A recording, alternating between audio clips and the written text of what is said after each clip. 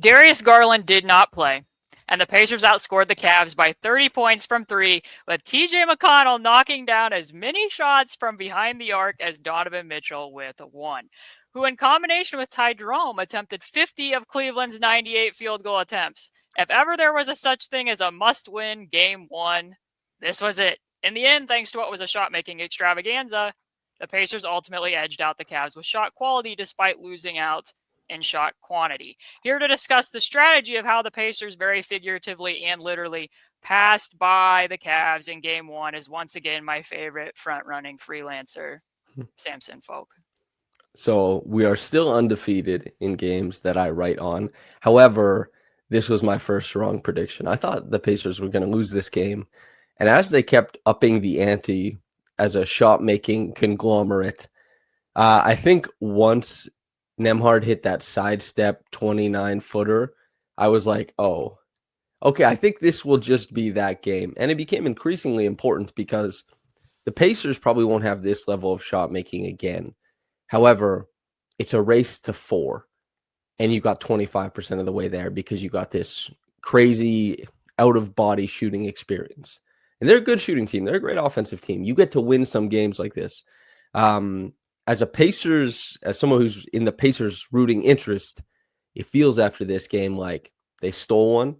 It feels like you don't want to repeat a lot of what happened there. And I wanted you to keep the stats away from me at the start because I wanted to see if I get this right. It seemed to me as if the Pacers reverted to a guard your yard.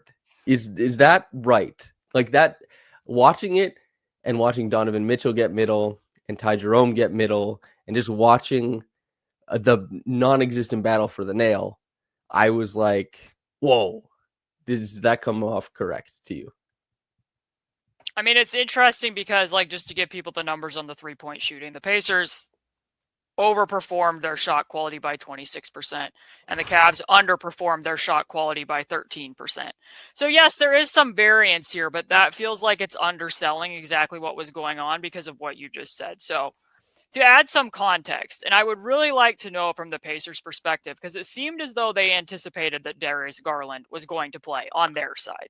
And I feel like whether you knew he was playing or not might have tipped the scales in how willing you were to go to these quote-unquote extremes, but passes per 100 possessions between these two teams. When we did the preview, you made a point about, like, well, they loaded up against Giannis and they seemed willing to live with, getting back out to shooters. And I said, I think that feels a little bit more difficult against the Cavs because they're a better passing team. Well, in this game, the Pacers, 330 passes per 100 possessions. The Cavs, 227. So the Pacers nearly made 100 passes more per 100 possessions than the Cleveland Cavaliers. The team that ranked last in passes per 100 possessions in the NBA this year, Houston, had 273.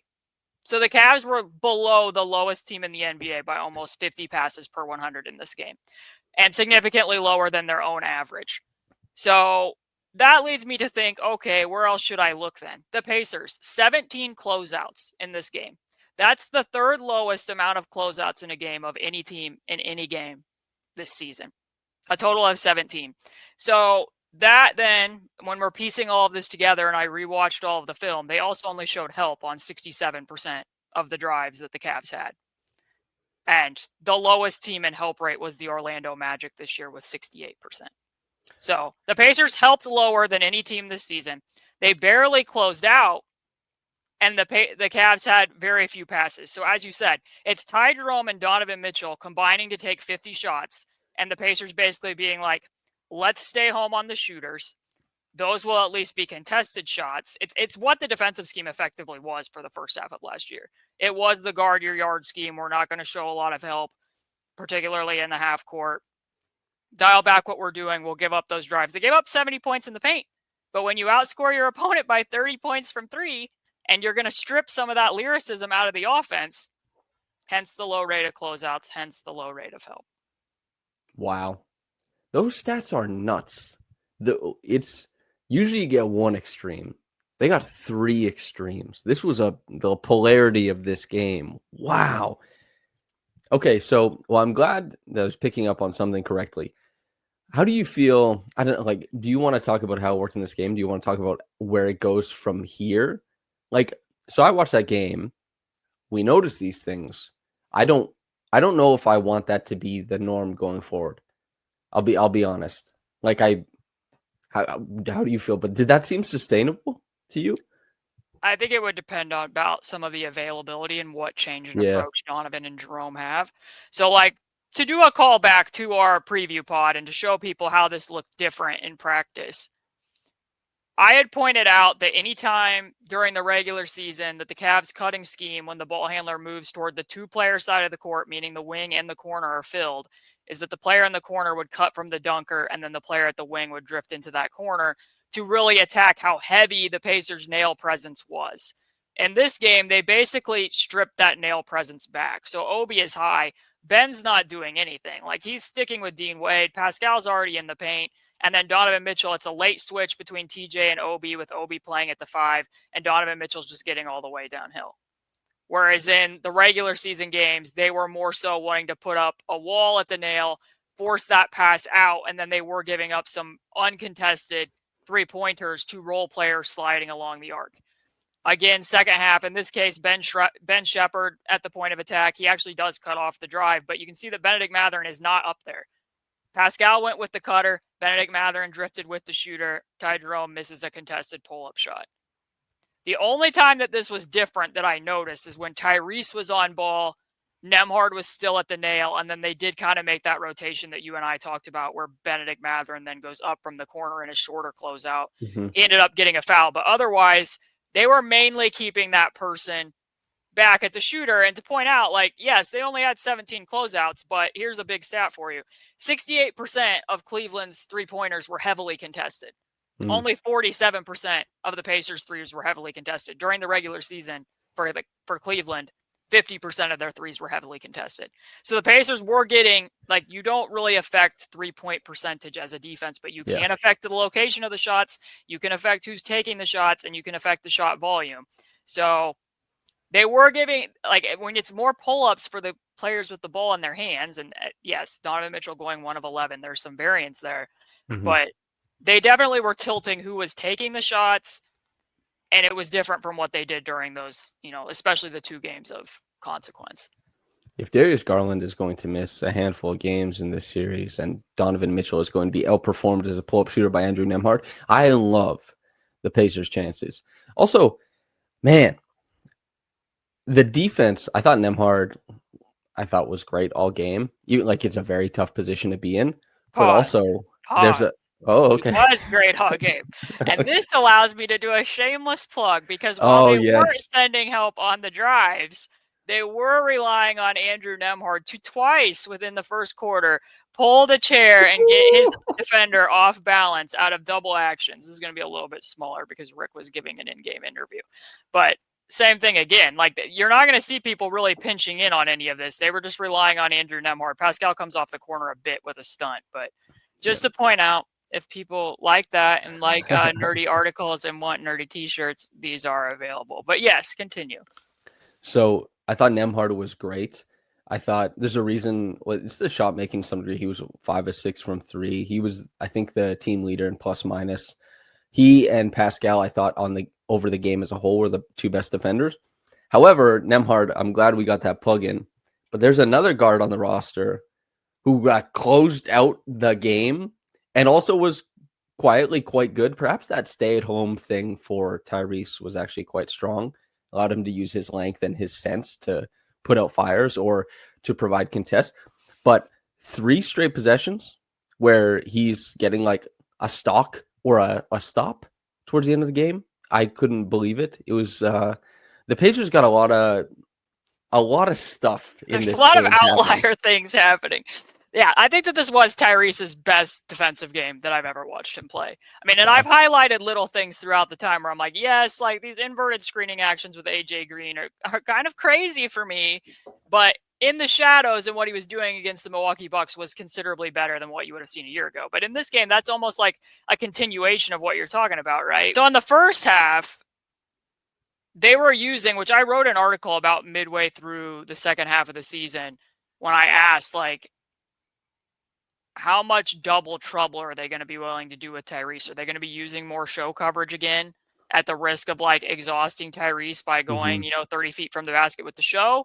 Or are they going to be doing more switching? And if they're doing more switching, are they actually trusting him to switch?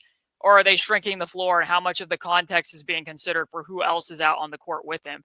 And this game, when they started it, he was still in the show coverage when he was guarding Sam Merrill, and they weren't just putting him on to Donovan Mitchell, and then he's in recovery. Pascal's having to stunt, and then it is a little bit of a closeout situation. And in part, as I've told you many times, the Pacers are not the best team at rebounding missed threes. Yep. And there's an incentive in the NBA on missed threes to soft crash to the high paint, because the statistics show that's where a very high majority of the rebounds go. So Sam Merrill closes to Tyrese's back. Pretty much everybody closes to the back of the Pacers on the crashing. And as we pointed out, like, the Pacers did not win the quantity aggression stats in this game. So then they're able to get that offensive rebound, in part because of what the coverage was. Then in the second half, it ends up being like, this is just a really good possession with Tyrese as the on-ball defender, getting back in front of Ty Jerome and using his length, as you say, with not really requiring a lot of help.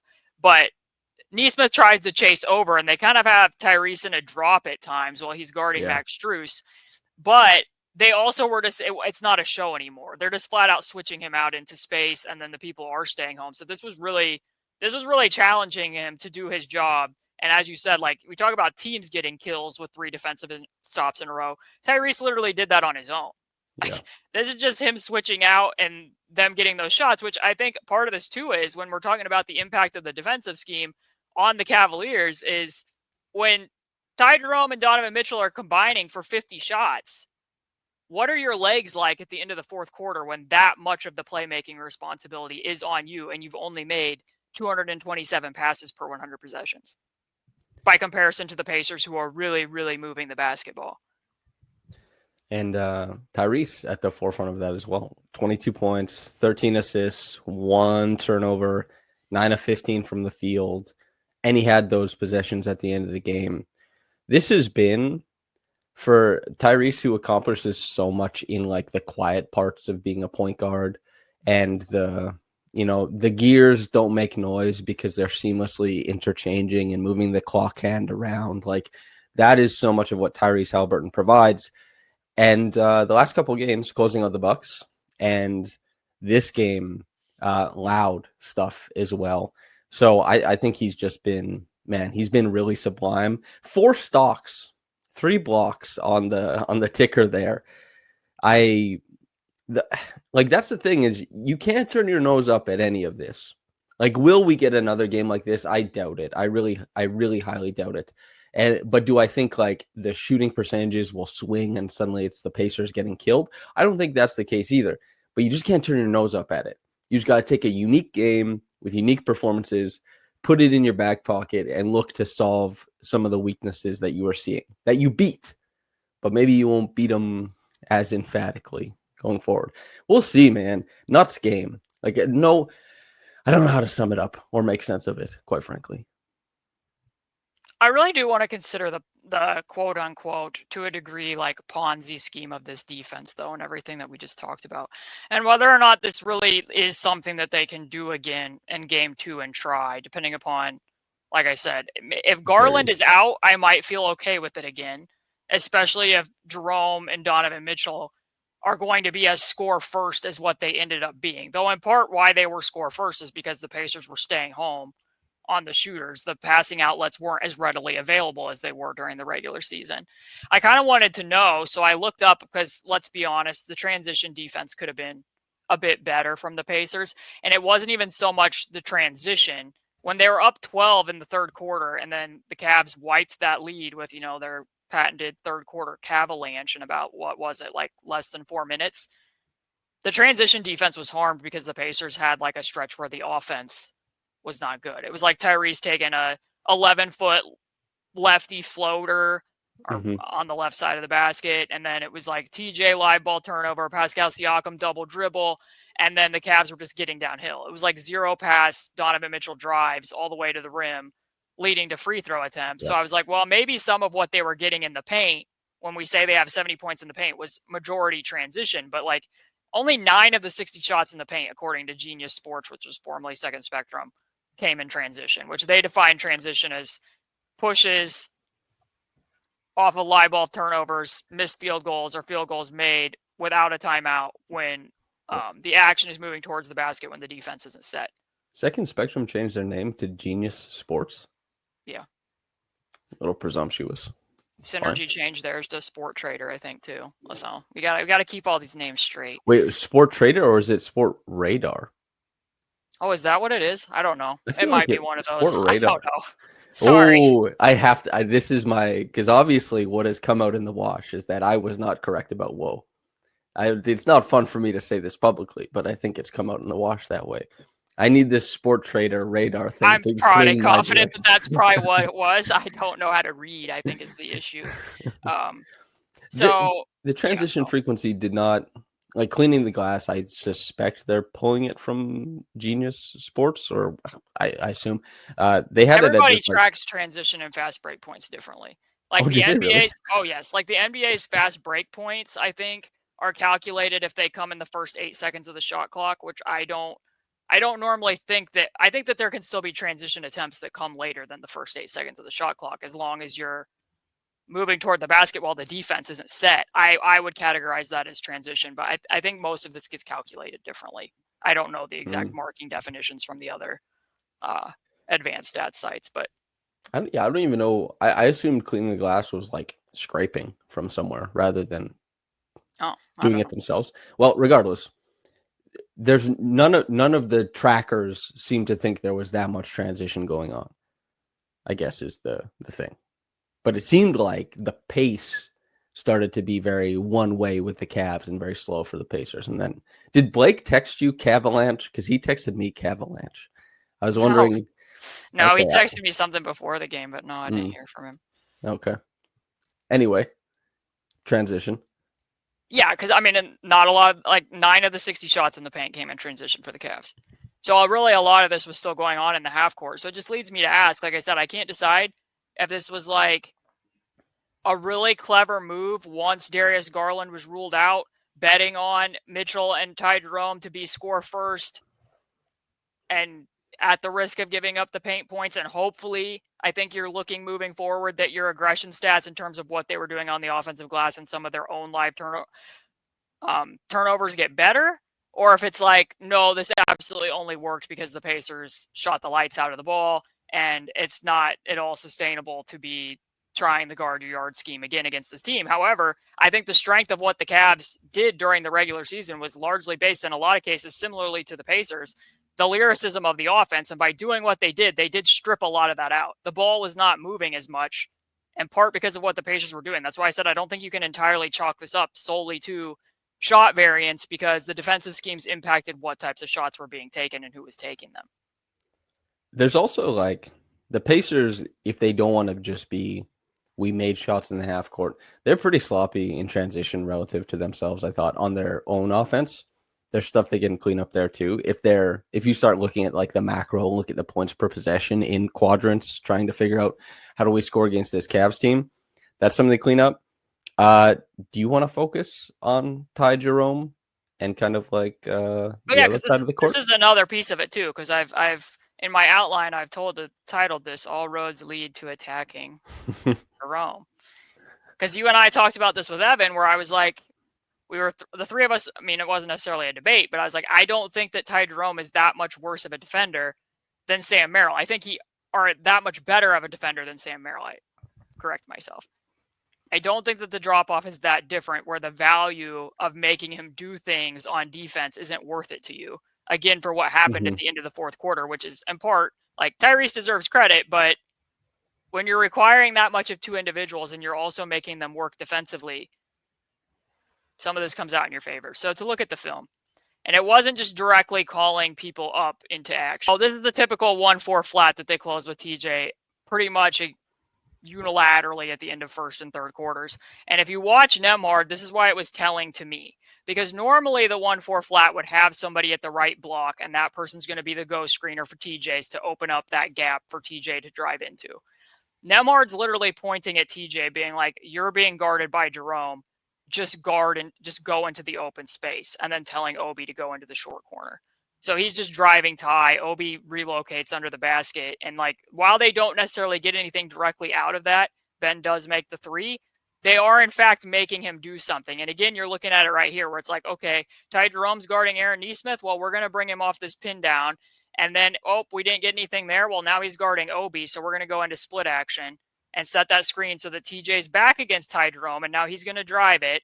That's a live ball turnover. Like I said, that was leading to a lot of those fast breakable opportunities for the Cavs in the third. But they also kept Nemhard high when Ty Jerome was guarding him opposite of Tyrese at the nail so that the two of them could basically take turns going at him for quite some time. This is very different than what the Miami Heat did in the first round, because when I watched that film, in part, it's because the Heat want to run action between Duncan Robinson and Tyler Hero, and Duncan Robinson was being guarded by Sam Merrill, hence why they were putting Merrill into action more. But a lot of times it was just Jerome standing in the corner. The Pacers literally have Tyrese deliberately screening Jerome here so that he can get that switch, get the ball back, and then get the step-up screen from Miles, and then get it back on a boomerang to go at him even more in the pick and roll, which, again, Miles bobbles the pass. But the point being is he's actually having to do things. Perhaps this had an impact on why I think he ended up going 3 of 8 in the fourth quarter. They're looking at that seal between Obi against Ty Jerome under the basket. Like, there's just a lot of stuff, including here when they really liked playing like the 2 point guard offense between the pick and roll. If they got that switch, then it was an automatic step up screen. And then it's the shot that you said convinced you that things were in, or that the basketball gods were smiling on the Pacers in this particular game. But this is another piece of it. It's also pretty clear that the Cavs feel an onus to help Ty. There's some pretty heavy rotations towards him.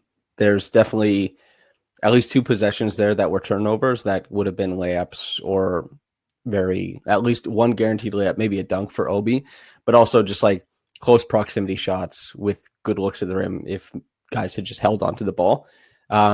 Shifting the defense meaningfully.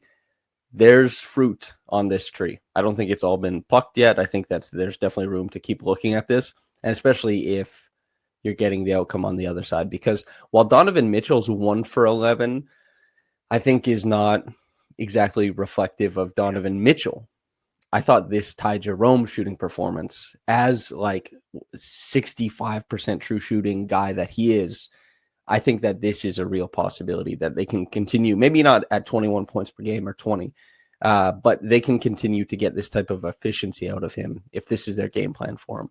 And if he's taking 9 short mid-range shots, every game. Because the fact of the matter is they were shuffling through assignments against him in the first half. They tried TJ. TJ was like getting wiped out of Chicago actions against Jerome. Yep. Then they put Ben Shepherd in, and Ben Shepherd, it was a little bit more of a mixed bag, but he was even giving up blow-bys to him because they weren't showing the extra help. And I think that the only person that I felt like, other than Tyrese at the end of the game, was like Nesmith got the 8-second count against Ty Jerome. But then Nesmith was in foul trouble, so you really couldn't keep him on him. What a run for him, by the way. Holy moly. 5th man of the year. It's really good. I don't know. I mean, that would be a fun ranking. How many 5th starters are better than Aaron Nesmith? I'd have to think about that. I not to do like the money thing, but somebody had a tweet where they put, I think, Nemhard and Nesmith together. And I was like, geez, that's less than Emmanuel Quickly makes. I was like, I got grief on Raptors podcast because I said I thought Nemhard was better than Quickly. And they're like, what are you talking about? I was like, this is what I'm talking about, man. Anyway, the Pacers, it's very nice for you guys that you have Nesmith and Nemhard wrapped up. Nice little tidy piece of business. Well done team building. There's a lot of outlier things going on in this game, and that's why it makes it harder to project. But do you just want to talk about Nemhard and Nesmith a little bit? Because another stunning contrast I felt between the two ways that the teams were attacking and how much the Pacers kind of altered the way in which the Cavs do, despite the fact that they laid out a red carpet to the rim, is that this possession was very telling to me. I tweeted it this morning, so some people might have already seen it. But look at where Tyrese is, Samson. He's being guarded by Okoro in the weak side corner, and he literally has his hands on his knees and the universal sign of like decoy / I'm taking a break. And Andrew's handling the ball, and Nesmith's coming off the away action to get it and flips it back to Andrew. And then it's a pick and roll between him and Nemhard. And then it's veer action for Nesmith. And then it's Miles slipping out of that and Aaron using and sandwiching his own guy into a pick and roll for Nemhard. And then Miles flips around to seal his defender so that Nemhard can get downhill. And it's a perfect on-pass dart to Obi in the right corner, who never touched the ball for the Indiana Pacers that entire possession. Tyrese. Yeah. And the weak side corner. And that's what you're getting out of 4-on-4. And oh, by the way, when Obi releases the shot, look how much time is still on the shot clock. They got through 4 separate actions with Andrew as the ball handler, and there's still 9 seconds left. They made the Cavs have to guard all of that, and particularly made Jarrett Allen. So it's a cross match. They put Jarrett Allen on Obi, and by the end of it, because Nemhard throws the cross-court door, then you're getting the long closeout from Jarrett Allen as well. Also, yeah, I wrote about this in the piece. I love, because I don't know how much they would have talked to Nesmith about this, like opportunities for screen your own stuff. I know like the team that used it the most was definitely like the Mavericks with Luka, to beat. They do it with Tyrese all the time. Yeah, and I like just the screener kind of like interpreting what's happening. I don't know how much of it is like calling this out specifically or if it's like the screener sees an opportunity for this, but I love that kind of stuff. And that's another great thing about Nesmith is like the utility when it doesn't feature you, the incredible utility as a shooter. Yes. The energy on defense. Yes. The improved drives. Yes. But also like being like greasing the wheels for these actions because you can pin your guy against Nemhard's guy and effectively screen 2 guys at once is just great interpretive basketball. That's the value of having a secondary ball handler who can run offense in the playoffs as well. The fact that you can play 4-on-4 that effectively against the number 1 team in the Eastern Conference. And it's also why sometimes I point out that like this is why Tyrese is like negative space in art. He can stand over there. His defender's not even moving 1 inch off of him. Yeah. And he's still adding context and contour to what the rest of the team is doing. That's why I don't always bug out about how many shots he gets in every single game, because stuff like that is possible because of what his teammates do. And I would point out that's not a set play call. The initial part is, the away action is, and then it is what you're talking about. It's a read from Aaron in terms of, are we going to flip it back? Are you going to just go screen for Nemhard and then it becomes a double drag? It's all about what the defenders are doing. Like they know from teaching concepts that like, hey, when the defense reacts in this way, Miles, you go veer or go smash into the drop defender. But that's what they call it, adding tags to build out their offense. It's like one action spawns the next one, and I'm just impressed that they can do it that fluidly. But Tyrese also very, very good on ball.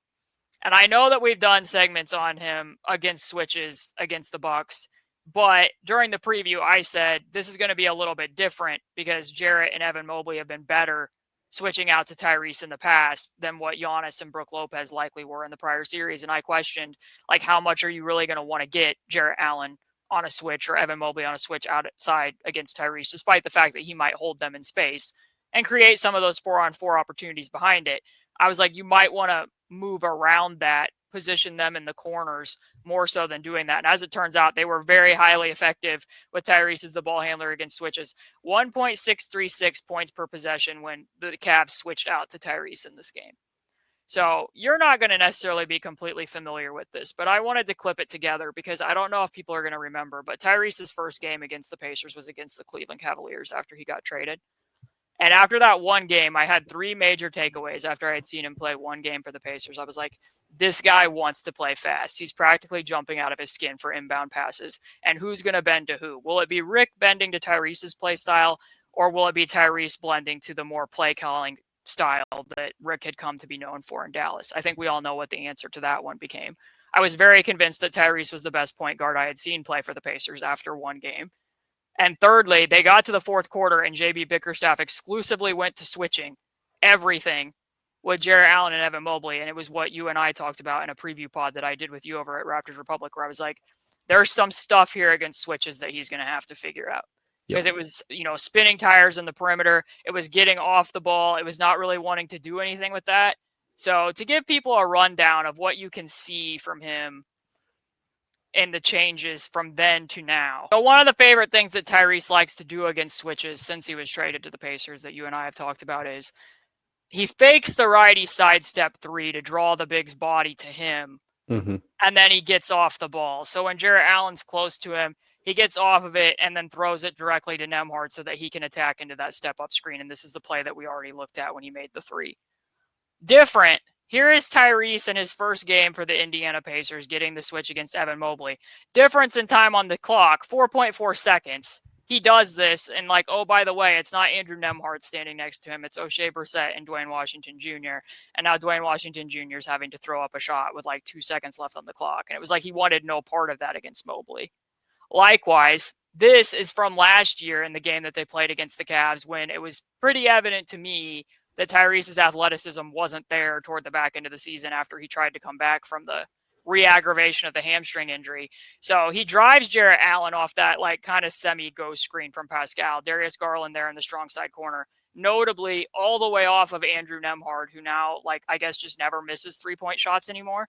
And Tyrese can't get through that gap. He ends up dribbling off his own foot, and he also didn't make the shortest read to Nemhard in the corner. Last night, he's in that exact same position again, and Pascal's in the strong side. Evan's not helping off, and then look at him push off that left leg. Like, this is why I want to tell people when they talk about the injury stuff with Tyrese. This move was not happening over the second half of last season or the beginning of this season where he would have been able to split and then get off of that leg. Here's back when he was in his first game with the Pacers, stuck in mud against that switch against Jarrett Allen, has to give it and get it back. And then his go-to was always the righty side step 3, which in that case he just happens to miss. Here, same exact scenario. He really works to find that angle. And if you try to take away his right, he's now just as comfortable stepping back to the left. So Wow. I just wanted to show these clips. And another big change for him, he plays with Pascal Siakam now. So while the inverted pick and roll in Pascal's driving game isn't near as much of a part of what the Pacers do as what it was with the Raptors, and there are sometimes aesthetically where I miss getting to see Pascal Siakam as a driver and what he's able to do, they went to that. Tyrese, the inverted screener, now he gets that switch against Jarrett Allen because he can play with somebody the caliber of Siakam as a ball handler, and now he gets to attack the switch through a closeout, and he's back with the floater up over the top of Evan Mobley. So I just wanted people to see what the actual difference in process here was, because they were highly effective when Tyrese got a switch last night. And that's a lot about Tyrese, and that this was a team that was very good in the past, switching out against him in games last season, and especially in his very first game that he ever played. Well, you mentioned it as well. You said, like, you've mentioned this in the past, that the injury has, necessity is the mother of invention, that there are counters that Tyrese has introduced to his game because of things he was running into, because of perhaps sapped athleticism, past weaknesses, so that he has a lot of counters. And as you know, he doesn't look like a point guard hunting switches like a lot of other point guards do. However, the effectiveness, what'd you say, 1.67 points per possession this past game, it's obviously been pretty impressive over the course of the playoffs, beating guys. He beat Giannis to close out a series. He beat Jarrett quite a few times. And also the Nemhard number, you said he doesn't miss threes anymore. Whoa. Sorry, something randomly. What's going on? A video randomly started playing volume in my ear Oh. from another tab. And here's the craziest part. So I have 2 StreamYard tabs open. You can leave this in. I have 2 StreamYard tabs open. And since I was downloading the audio for yesterday or 2 days ago when Trey and I did the Saturday, that my own voice started playing through my headphones when I was talking, and I was like, wait, what the hell is going on? Did So you think anyway, that there might have been another seizure incident? oh, I was like, yeah, exactly. So anyway, Andrew Nemhard, I don't know what Basketball Reference's bar is for how many possessions or attempts need to go up or attempts per game, but Andrew Nemhard is currently the all-time career leader in 3-point percentage in the playoffs at 51% for Basketball Reference. This year, he's shooting 57%. He's, I think, 16 of 28 on threes. So just Incredible. He's the greatest shooter. Like I tweeted it Greatest last night. playoff riser of all time. I also tweeted, I said, Andrew Nemhard is the best guard of all time. And I quote tweeted and said, Aaron Nesmith is the best player of all time. I'm clearly a fan of some of these guys. Although I did get a response, someone saying, come on, dude. Obviously, Curry is better. Fair. But yeah, Nemhard shooting a lick out of the basketball, man. I like that they went to Steph Curry. It wasn't like, come on, man, Tyrese is better. It's like, well, the greatest shooter of all time is probably better than Nemhard. What I liked was like they engaged with it as if it wasn't like, a hyperbolic joke. Yeah. They were like, no, dude, he's not better than Steph Curry. Come on, man. And I'm like, you know what? Fair. That's fine. I mean, and that makes a difference. I mean, I can vividly remember a game. I don't have the clip of it, but when the Pacers played the Raptors last year, I think you and I briefly talked about it because I was like, this is going to be the difference in the coverage that Tyrese sees now because Gary Trent Jr. nexted off of Nemhard at the nail, and it caught Tyrese off guard because he doesn't usually see a full-on rotation there when he was playing with Buddy Hield versus playing with Nemhard. And even there, you could see like Garland was all the way off of Nemhard in the strong side corner in that game a year ago. And now it's like, oh, well, we can continue to put, keep Ty Jerome off balance at the top of the key because either one of us can come off a step-up screen. Either one of us can apparently pull up and hit a pull-up three from 29 feet out. But Nemhard did. Like, Tyrese had 28 picks in this game, and Nemhard had 27. Nemhard 1.286 points per chance on any pick. So they really were playing a dual point guard offense in this game. More so than obviously what was capable when Darius Garland wasn't playing for the Cavs and what the overall offensive manipulation was for the Cavs. I just want to ask, is 16 points and 5 assists and like top 5 guard defense in the NBA on 67% true shooting good? Is that a good thing? It might be. It might be like that Nemhard's contract was good last year when the Pacers signed it. It also might be that he was the reason why the season predominantly turned around when it did, when he came back. And it might be that he and Tyrese fit together really well as a starting backcourt. It might just be. Turns out Nesmith's contract probably good too, and that they didn't trade Malcolm Brogdon for, pocket lint and a rubber band, as Bleacher Report put out there. Is that what they said? Oh, they had like a picture of like a paper clip and something else in a hand when the Pacers traded Malcolm Brogdon for Nesmith. This is something that Aaron Nesmith keeps in mind, I think. I would keep that in mind too if I were him, yeah. Okay, so the aggression stats. We've pointed out, I think, ad nauseum here that the Pacers played high-quality basketball in terms of their shot making and their overall execution. They did, however, get beat fairly handedly in terms of the offensive rebounds that they gave up, which some of that changed a little bit when Tyrese wasn't doing the show coverage anymore, like I pointed out. They also had more turnovers than usual. So the Cavs ended up taking 15 more shots than the Pacers, while they also scored 70 points in the paint. The Pacers got outscored 21-4 in second chance points, which again kind of makes you question, what happens if some of these three-point looks don't go in for the Pacers to this extent. But do you think that some of that is correctable, or do you just see the Cavs as being like that much more assertive than the Pacers on the offensive glass in particular? I think the Cavs will win that battle over the course of the series. I don't think the Pacers swing that. I do think that the Pacers can swing it closer. They lost, it seemed like, every 50-50 ball. And also just like bounced off of hands in being able to corral it themselves on the defensive end or on the offensive end, and also bounced off of hands on the defensive end, falling into the hands of the Cavs. Like there was the one play for the Cavs to get back within 1 after being down 12 in that third quarter run, the Cavalanche, where Mobley went up and grabbed an offensive rebound, put the baby hook back up. It's like that possession I think they're going to get a few times over the course of this series. It's just like collapsing in. Mobley is huge. He can go like 1-to-1. He'll go beat Pascal up for that ball, especially if Pascal has as many duties like rotating over, showing like size. That'll happen. Although some of the 50-50 balls, like I don't think it'll be 13-7. And the turnovers I think was odd. Definitely like squeeze the orange, fellas. Come on, like 2 hands on the ball here. That kind of stuff. I think it'll swing the Pacers' way over the course of the series so that it's closer. but the shooting will probably swing back the Cavs' way too. You know, they were the best shooting team in the league basically, and they did not shoot like it.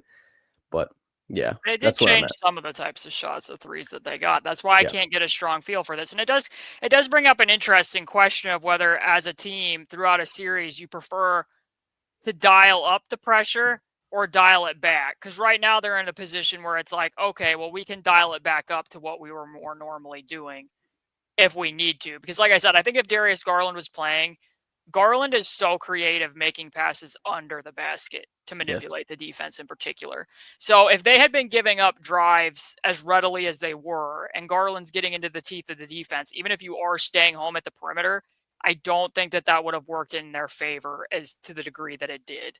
And I would have think that the Cavs wouldn't have averaged like 50 passes fewer than the 30th ranked team in the NBA if that were the case. But I don't know Second what his Spectrum named their company after Darius Garland, Genius Sports. He definitely like that offensive creativity.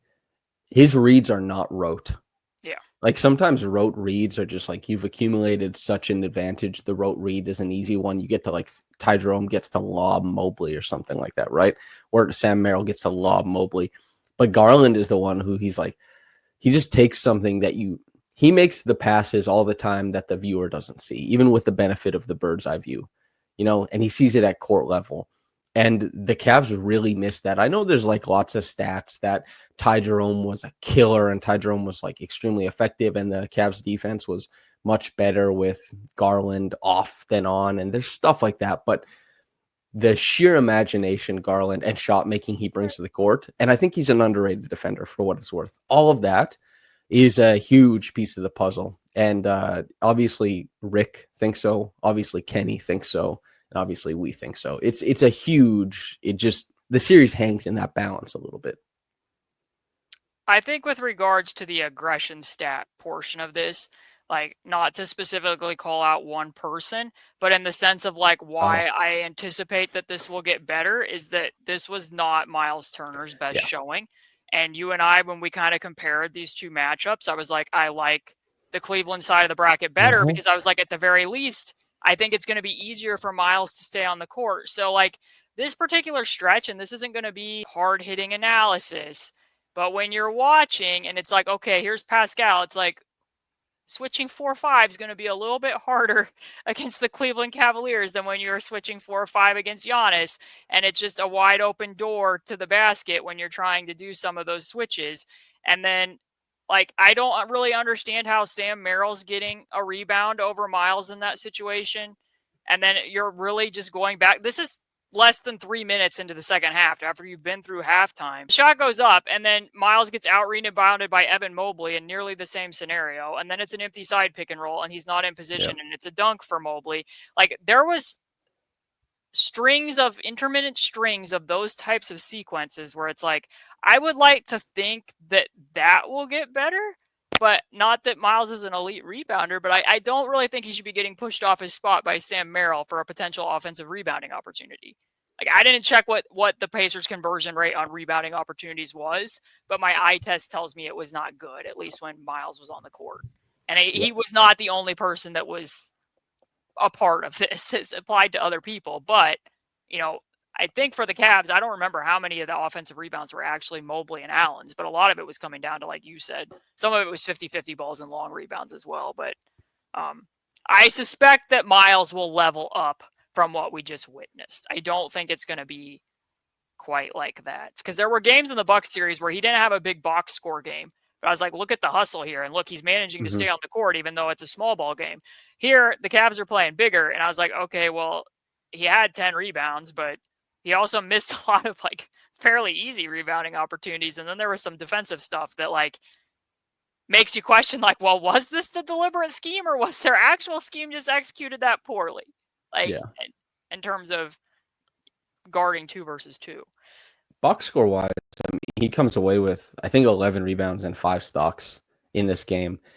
I did not view his defense as like, I didn't view it that way. Like that tells a story of his game that I don't really agree with. I do think that he underperformed in that game, and I do think that he can definitely like level up. And as you said, and as we said, privately, like the Cavs are the better like matchup for the Pacers because it's a lot easier for Miles to be able to actually like tilt that matchup in his favor than it is against the Celtics, because the Celtics are able to target things that just you can never get away from. But the Cavs, in what they're trying to do, Miles can hang in, can play above his head a little bit, and you can actually like there can be a game here. Jared Allen is a tremendous player, but there can be games here where Turner can win that matchup.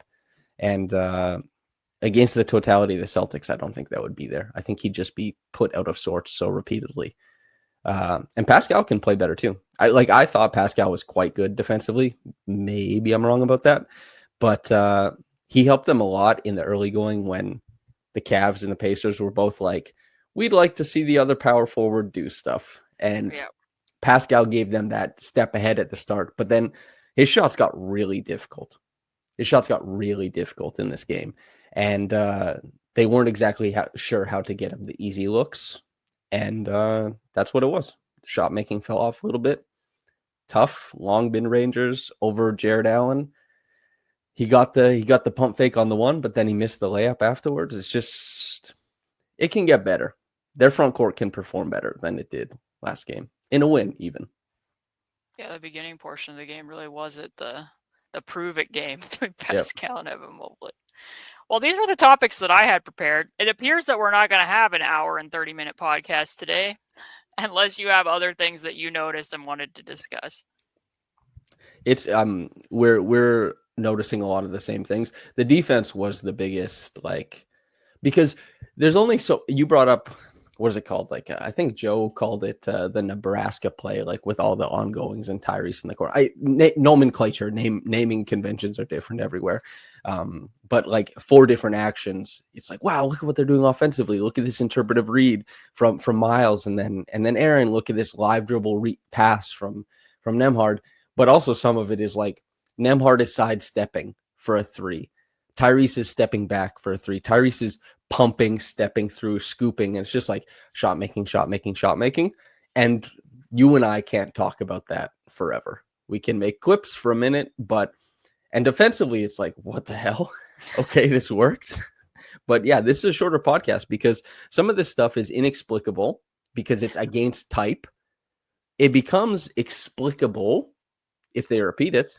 And then we say, well, big brain, genius. Galaxy brain of their own over there. I feel like I'm going to have a better sense of it, and of course you will, because hindsight's 2020, but I'm going to have a better sense of it and what they do in the second game and how committed they are still to doing it, because there was, honest to goodness, times where I couldn't really determine, and I do not mean this in a snarky way at all, I could not exactly determine, was that intentional or was it a breakdown that just led to that because their defense against the drives was just bad? Like I couldn't fully piece that together. So once I see what the intention is against certain actions from the Cavs in game 2, I'm going to have a better sense of exactly what occurred here. But it is an interesting kind of math problem to think about in terms of who was available, what shots you're willing to give up. You have to shoot as well as you did, outperform your shot quality by 26% to in part make it possible, but also relying on Donovan Mitchell and Ty Jerome to effectively tire themselves out by the end of the game. And that virtually is what happened. And thanks in part to, again, more outlier stuff. Tyrese doing exactly what he did defensively is kind of the story of the game. So that's the way that I see game 1 headed into the next one. And we'll see who's available for Cleveland in that one as well, too. Fun. Game 2. They were saying, Darius, like it would be, right. I didn't understand the phrasing because they're like, they say it would be minimum a week or 2 weeks, which doesn't make sense to me because if you're doing the minimum, why would you create a range? Anyway, but it seems to me like Darius's injury obviously is not an easy one to like just work through, especially for such a bursty guard. If we were going to talk about Jarris getting into the soles of his feet, it's like, imagine how important that is for a guy like Darius Garland. And your toes, as a rock climber, I can tell you they're quite important. Anyway, Darius coming back. I'm going to add that to the Samson impression. Like, that's going to be part of it. Oh, good. Yeah. Excellent. Yeah. remains to be seen. This, game 2 should calcify a lot of what happened here, and we'll see. I know we don't curse on this podcast. I curse on my Raptors Republic podcast. You have done that numerous times on this podcast. I don't care what you say. You can be yourself and say what you say. I believe Kawhi Leonard said, "F it, let's get both," in the finals when he was with Toronto. I believe the Pacers should be operating in the same way. The thing with Darius Garland, too, is I would like to say is I enjoy watching him play. I enjoy watching when the best players available are available to play. And also, I don't really want to go through another summer of, the Pacers did that, but Damian Lillard tore his Achilles and Darius Garland didn't play a whole series. Yeah. Like, I don't really want to hear more about that. So, Darius Garland, for just my sake alone, I really hope that your toe gets better fast. Yeah. He's one of the 5 favorite players I have in the NBA to watch. Like, I think everyone. Well, now I need to know who the 5 are. Who's the 5? Oh, geez. I did this list. It's probably different in the playoffs than it is in the regular season, but I think Amen Thompson, I think Darius Garland, Wemby fits in there. Wemby is such a unique player. Also, the one-legged 3 thing I think is a really interesting thing to note and watch with Wemby. Stack on the non-shooting side, align the right shooting side. He says it's easier to shoot one-legged threes. He's clearly incorporating them. James Harden is in there too, but he's falling out of favor because he's lost some of his burst. But yeah, I don't know what the top 5 would be off my head. All I know is like Darius Garland is like in there. He could never move out of it. I love watching him play basketball. An interesting discussion is, do you enjoy watching players who play similarly to you who play opposite to you? I think typically, I don't think my play style is a big like bellwether for how I look at it. It doesn't have to be similar or dissimilar. I guess a better way of phrasing that is like a lot of times I find that I have appreciation for players who do things that I never could have done. Mm-hmm. And then my gaze goes there. So certainly that definitely helps things. But bigs aren't my favorite players to watch, so I don't think that could be the case. I think guards. So you don't fall into the Jokic, Sabonis, Şengün archetype that much. I hate that. Like Jokic, why would this guy ever get a comp? I like they're like, oh, Şengün is like Jokic. No, he's not. He's not like Jokic at all in my mind. A guy makes one. It's kind of like when the Kings traded for Levine and they already had DeRozan, and people were like, "Well, it's just Chicago West now." And I'm like, "Yeah, because Sabonis and Vucevic, identical players." I've often thought those 2 guys are exactly the same. It's almost like all European players were just lumping in and being like, "Well, they did." Clearly, they're all the same. There definitely is a bit of that too. Yeah, it was like I was watching Con Kneppel for like Raptor stuff at Duke, and I just had to go and I was like, okay, let me see a highlight package. And everyone just calls him Austin Reeves. And I was like, oh, what the hell? They're like, that's just all it is. It's just like, dude, these guys look similar. You know what I mean? There was one like that when I was doing draft coverage and I was watching Dyson Daniels. And there was a lot of people making, which is going to look funny now. There were people making Dyson Daniels, Josh Giddey comparisons. And I remember on the podcast, I was like, because they're both Australian? Because they're both Australian? Like, what are we doing here? Wow. What is similar about them? Yeah. I think, who did Grady used to get a lot of comps to just like other white shooters. He does not play.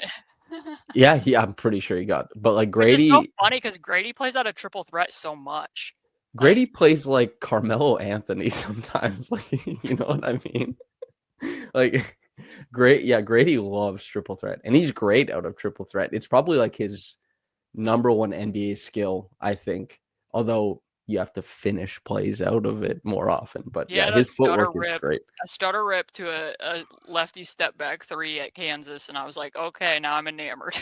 Yeah. Hey, like the rocker step is really good too. Like he can cross it back. He's got some good stuff. But we need more weight on that body. We need some muscle this summer. He does have some physicality stuff. How did the conditioning hold up?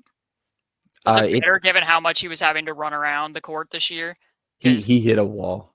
He didn't really get a chance to do like the rookie wall because he was so inconsistent. Right. He gained like 10, 12 pounds in the offseason from year 1 to year 2, and he had obviously such a strong start to year 2, but he lost the weight. He lost the weight and he lost some of his defensive effectiveness. And because he was like the NBA's preeminent runner, like all the tracking data was like, this guy never stops sprinting. He lost the weight. He lost some of his ability to hang in defensively, and he was just bagged. So tired by like the middle or end of December, and he was just trying to get it back. So I think like this offseason, he got to start because he missed the last like 3 or 4 weeks of the season with that bone bruise.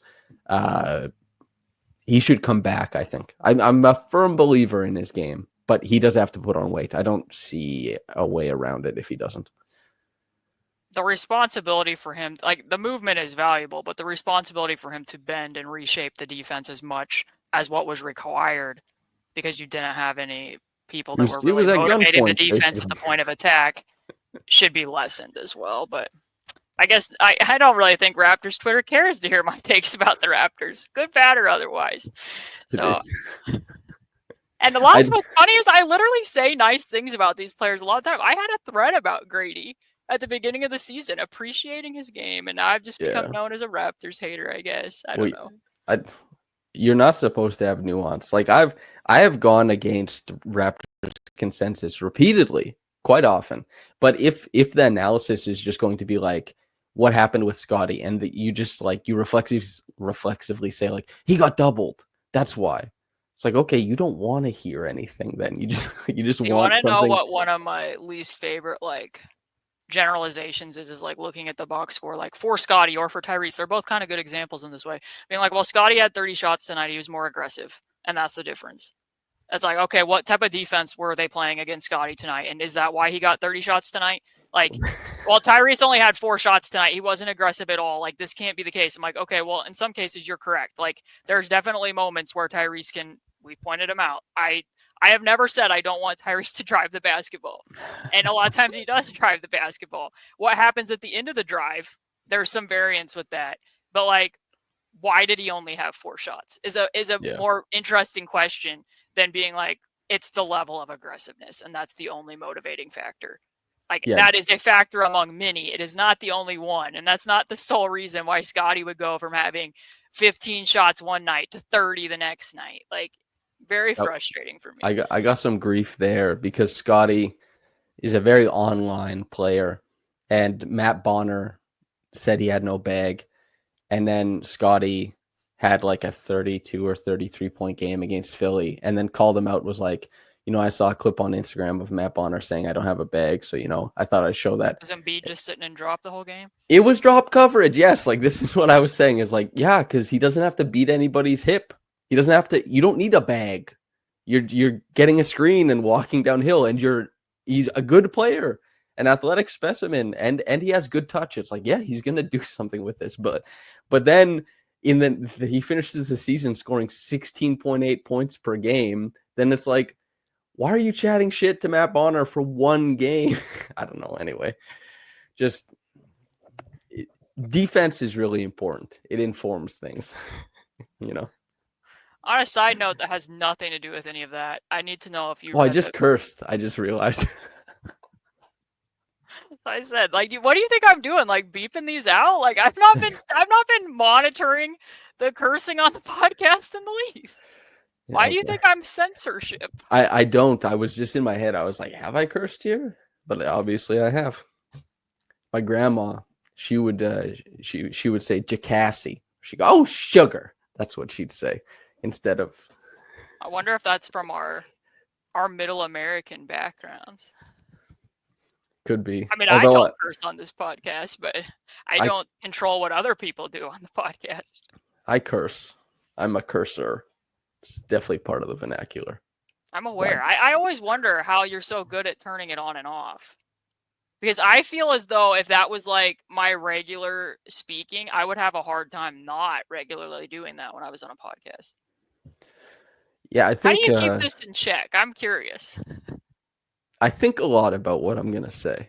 So like I'm in a constant state of filtering things, and so I just filter it out for the most part. Although when I'm trying to be funny, then usually I'm filtering for like the funny thing, and then I don't filter out. I don't think that you have to try to be funny. I don't think either one of us is trying to be funny. I think we're just having a conversation. I don't think try it to would be be. funny. I don't think it would be funny though if we were trying to be funny. That's where you're wrong. I'm always trying to be funny.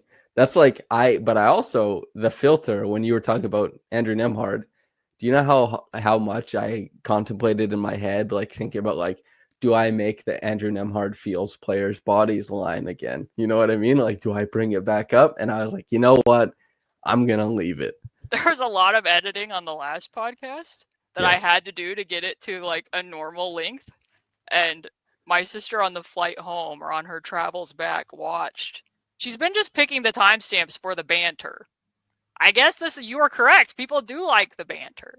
So she got to that part and she was like, well, you guys were laughing really hard. And she's like, I don't know what the funny thing was. I'm like, because it wasn't fit for the podcast. That I didn't happened. edit out that part. It was another part. That happened to Trey and I, because Trey and I, there's actually a lot of editing goes on because Trey and I are just like, best buddies, and so we will just, I don't know, there'll be something that is just not fit for the podcast at all, and it happens like 3 times an episode, and I'll edit it out, but I like to leave the laughing in because I think people like hearing people laughing. And then somebody commented like, why do you do this? I have no idea why you're laughing. And I was like, well, I don't know, tough titties, dude. Yeah, she wasn't having an issue with it. She just wanted to know the inside joke. And I was like, I honestly don't fully remember what it was. I just remember that it wasn't something that I thought I should leave in the video. It's probably, was it due to like, after I got, when I was 18, I took an interview at Foot Locker. Okay. And anyway, my dream job used to be to work at Foot Locker when I was a kid. Because I love basketball shoes. I was super into basketball shoes. And I was like, someday I'm going to sell the shoes. Yes, that was my thought too. I was like, these are all so cool. So I worked there. But anyway, when I got interviewed there and they told me like, you did good, I just got right on Twitter and told everybody about it. It wasn't totally related to that joke. No, it was you and Evan had made a comment that you two could make. But if I made it, it would be interpreted differently. Oh, yeah. That's why I edited it. Mm-hmm. Yes. But I do need to know, did you look at the comments from the preview pod? Because this is a very important follow-up to something we discussed. I did not. I think I've been twice. I've looked at comments on that. How many pieces of work have I been involved in since the start of the playoffs? Well, 10? I meant the YouTube 12? comments. I meant the YouTube comments. No, I have not. Okay, well, there was a lot of people that wanted to let you know that they do think that you have Hufflepuff vibes. And that they... and they said, don't worry, though. Because they thought that this was a compliment. It's not a negative. So then I went, because after people had said this, and I've seen the Harry Potter movies. I have seen them. This isn't another one of the pop culture reference holes that I'm not going to get. I've seen the movies, but I didn't fully remember what each of these things really represented because I didn't read the books. So I looked it up, and I hate to inform you, but I actually do think that this fits you pretty well. Okay, walk me through it then. Well, it said, despite some of the things that I have called out and besmirched your character, it said that Hufflepuff, that there's loyalty and kind-heartedness is at the core of it. And I feel like a lot of the traits did fit you. I don't remember them all, but I read it and I was like, I see it. And you should take that as a compliment, because when my sister asked me what she was, I told her, I'm pretty sure you're Slytherin. And she was like, gasped at this, but then after 2 seconds, she was like, I think you're right. Okay. Let's see. Hufflepuffs are known for loyalty, hard work, dedication, and strong moral compass. I do not work hard. That is not part of my bag. They're also known for being just, patient, and unafraid of toil. Hufflepuffs value fairness and kindness. I tell you what. This just all feels honestly like astrology. You know, it's just like good. It's just like these things Anytime, are good. Do you identify with them? and then you can convince yourself that you do, so that yeah. Subjective validation is a powerful thing. I feel like anytime I use my non-existent Instagram account, there's like something in the algorithm, like with some astrology related thing, like right at the top, that I'm like, I don't really get this. Sorry to Also people who say, like that. wow, we had the exact same inclination. Yeah. There's a lot of things I've been wrong about in my life. I could also be wrong about astrology and it's all that kind of stuff. Anyway, That's I don't entirely feel, yeah. possible. It's not. So I'll just put. Like, I really don't have many thoughts about it other than I don't actively look at it.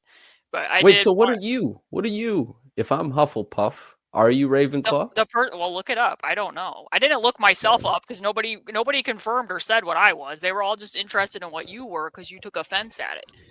Yeah, that's true. You give big reactions. That's when, okay, Ravenclaw traits. Okay. Ravenclaws are known for their wit, wisdom, learning, and intellectual ability. They value intelligence, creativity, and originality, often excelling in fields that require critical thinking and problem solving. So this clearly is like mine is like I'm some like Hufflepuff. They're saying like you're some like contented like little dumb sidekick to this brilliant I said that. I don't want people Ravenclaw. to think that. I don't think I'm that. Interestingly enough, you just said that Ravenclaw values originality and creativity. And what do I always say is the number one reason why I like working with you? I think that's Because just I value originality and creativity. I'll say this openly. Okay. I have no ego about this. Okay? I'm getting I'm nervous about what's coming. Caitlin Cooper is the best basketball writer in the world. I feel very lucky to share this platform with her. And being a sidekick is it means the world to me. So I'll be the Hufflepuff to a brilliant Ravenclaw. That's no problem at all. That was nice. I appreciate that. It was very earnest and sincere. It felt it. It felt that way. It always feels There, that way. there was somebody on Patreon too that I wanted to update you with, because when we said that we needed, a rabid horde of stands to defend us online, somebody wanted to let you know that I don't partake in discords. I don't really, that's not something that I do. But there is a Pacers Discord, and this person I think is in charge of it. And they said on Patreon that there's somebody who's signed up on Discord, and their username is Samson Folk Stan in the Pacers Discord. So it's happened. Nice. Hell yeah. Okay.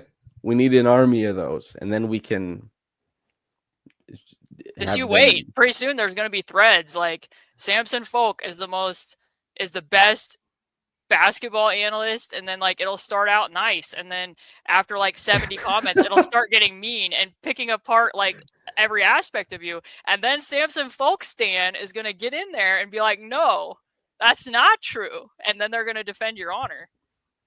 So there was this you can also get the inverse of that. I one time got a hate email that it poked fun at me for being bald, which, I've been completely desensitized to online.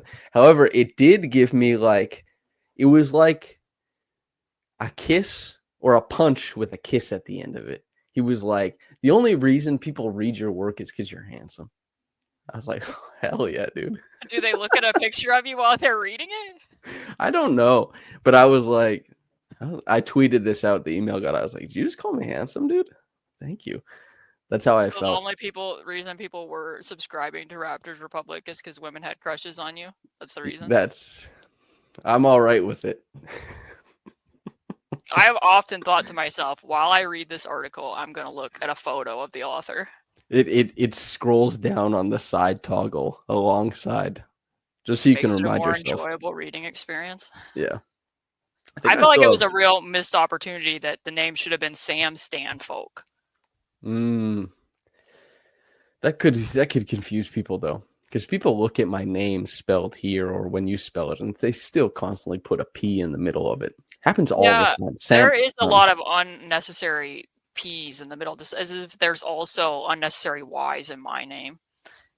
people spell Caitlin with a Y. I was really hopeful that when Caitlin Clark got drafted here, that my name would emerge as the one true dominant spelling, and it still hasn't happened. It's still You'll have to wait like 10 years. People need to start having children that are named after Caitlin Clark, I think. There's like 15 spellings of Caitlin. And I don't know if I told you the story, but there was a relative of mine who shall remain unnamed texted me and said, "Hey, Caitlin," with a Y. They've known me my whole life, and it was Caitlin with a Y.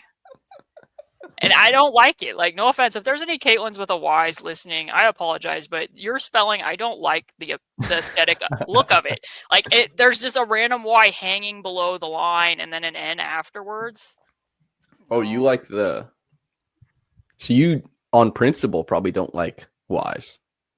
If it's at the end of the word, it's fine. But when it comes in the middle and it's hanging below the letters, that's like one of the random things. Like, I don't like the same, but that gives me the ick a little bit. Like, that spelling is icky.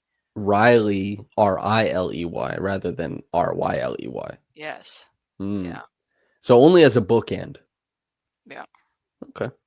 I can see that. That's the only way that letters should hang below. I also had one time where somebody spelled my name in a published document. Get ready for this one, Samson. Caitland. I was a theme park. I was a theme park for a day. That's awesome. They had also known me my whole life. Wow.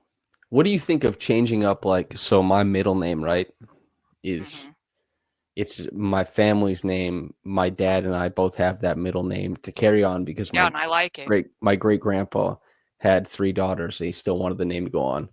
Classic male dominated stuff. Anyway, so big M, little c, the big N, AUGHT. So there's a G hanging under there, and there's like the big little big thing going on. What do you think about the aesthetics of that? I feel like there's enough variation there that it doesn't bother me.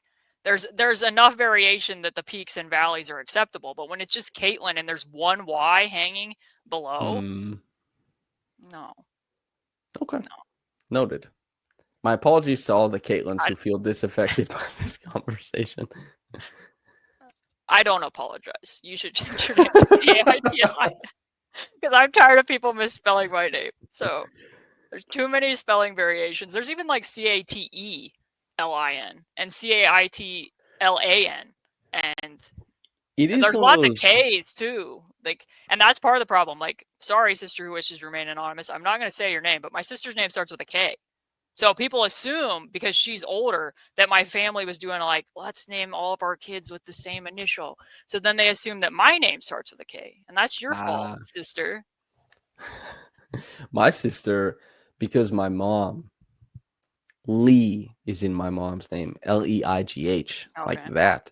And so my sister's name, Kaylee, is Kaeleigh. And so it's a very complicated spelling of Kaylee, but it's because they want to incorporate part of my mom's name into that. So it's these. She probably does a lot of misspellings too. She certainly does. And I bet she has a couple stories similar to yours where she's like, I had a family member spell it wrong as they addressed me. I've never been that family member for what it's worth. But the names that start with K, of which there are many, people freestyle with those names in spelling and form. They just go crazy with them. Sam doesn't have very many variations. It's 2. That's it. There's 2 interesting things to bring up here. You have never misspelled my name. Yeah. And you are a person, which you were one of the first people that really does this, is I don't normally text people their names. I don't know why, but you will do that on occasion. I just talk to him because I know that I'm talking to you, but you will occasionally add in my name, what is your reason for that? This is curious, actually. To reaffirm your personhood to yourself. To make me feel more personal. Okay. Yeah. No, I don't really know anybody else who does that. To remember that you are a human being, not a human doing, But I have then, in turn, I've started doing that with you because you do it. But, I mean, beside that, though, I've never referred to you as Sam. It feels almost weird to do it. And you've never called me Kate. But yet most people do call me Kate. But you don't. So there's a delineation. So I'm Sam my whole time growing up, basically. And as a writer, my name is Samson Folk. And so people who have known me after I do this job all call me Samson. But Oleg would never call me Samson. He would only call me Sam. My mom will never call me Samson. My dad won't even call me by my name. He always calls me some stupid nickname. He calls me like, "What's up, Slam?" Something like that always.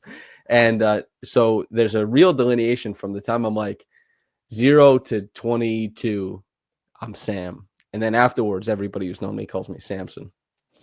Just that's the exact divide. I wonder if this is the Ravenclaw thing again, because I like that it's Samson because I don't know any other Samsons. I like that it's Samson too. Because I don't know any other ones. And likewise, very few people call me Caitlin in my entire life. My parents have always pretty much called me Kate. And my nephew started calling me Cece, and that took on. Like most people then started repeating it because that's what he would say. And then my friends, when I was growing up, didn't use my first name at all. I was Coop to pretty much everybody. And when I played sports, that's what it was. So nobody uses Caitlin. I don't really get to hear that often. I was very happy that there was I know there's a variation of my last name. I grew up in a small town, some Midwest Saskatchewan. So there's but hearing people like my dad when he's at like a slow pitch thing or like curling or something like that, they're like call him Folker, like that. Yeah. I was glad that didn't catch on with me, but also the child adjustment is so good because I have two nephews. One's name is Forrest and the other's name is Gabriel. And Forrest calls Gabriel Gabers. And it's so cute and so good that everyone's Gabers. Gabers the Babers. That's what Gabriel gets called, Gabers.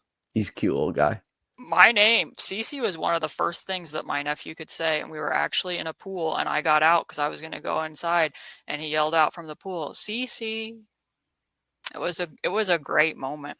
Pretty good. Great moment. So it took on, but now there's another popular CC in the state, so I don't really think I'm going to get a keep with that one either. But anyways, well, the podcast was going to be short. Now it's not that short anymore. But hopefully you enjoyed game one and also our commentary of what happened in game one. I feel like I'll have better commentary after game two when I have a better sense of exactly what game one was. But that is how I will close it out, other than whatever else Samson wants to say and allowing him to use his goodbye phrase that I have come to like. Thank you to everybody for tuning in. Make sure if you like this, you have an opportunity to support the people talking here if you think that what we do is valuable and you have the means. If you don't have the means, we're not asking you. Don't worry. Keep enjoying the free work. If you have the means, go to Basketball She Wrote, subscribe to the Patreon. I am so affirmed and I believe so much that Caitlin is the best person doing this in the world. That's why I write at this outlet. That's why I partake in this. And you should support her and myself by extension by subscribing for more great work. Thank you to everybody for tuning in. Whether you got into this in the morning or at night, have a blessed day and goodbye. There's a lot of Hufflepuff vibes going on there. Oh, Lord.